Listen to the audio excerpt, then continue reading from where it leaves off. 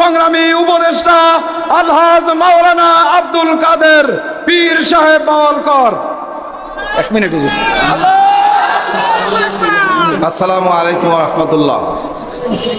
আজকে জনসভায় উপস্থিত সভাপতি সাহেব, উপস্থিত রয়েছে লক্ষ কোটি কোটি মানুষের নয়নের মণি, হৃদয়ের স্পন্দন পীর সাহেব হুজুর চরমনাই, জেলা উপজেলা নেতৃবৃন্দ। আলোচনা আসলে দরকার না, আমাদের দরকার কাজ। কি বলেন, ঠিক কিনা? আমি মুফতি মিজানুর রহমান মূলত এই রাজনীতিতে আসতে চান নাই।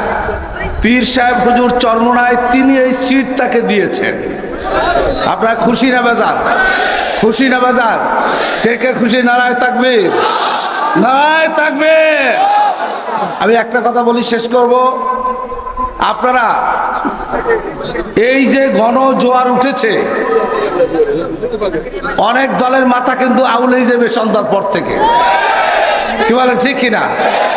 এরা কিন্তু টাকা দিতে আছে, মিথ্যা কথা কইতে আছে। কয় কি দাড়িপাল্লায় ভোট দিলি হাত পাকায় হয়ে যাবে। দাড়িপাল্লায় ভোট দিলে বলে হাত পাকায় হয়। নাউজুবিল্লাহ, এর চেয়ে মিথ্যা প্রভাকাণ্ড আর আছে?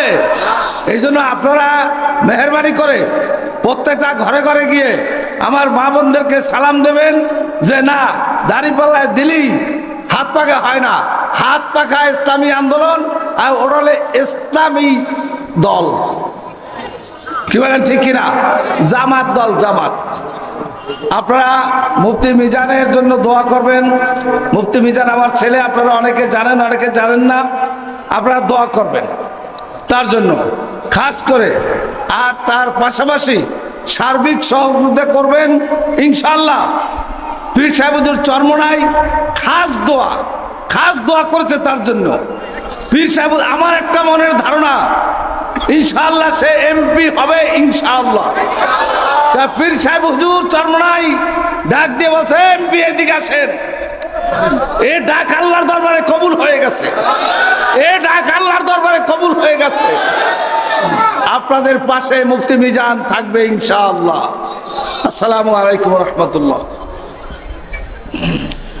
সংগ্রামী উপস্থিতি।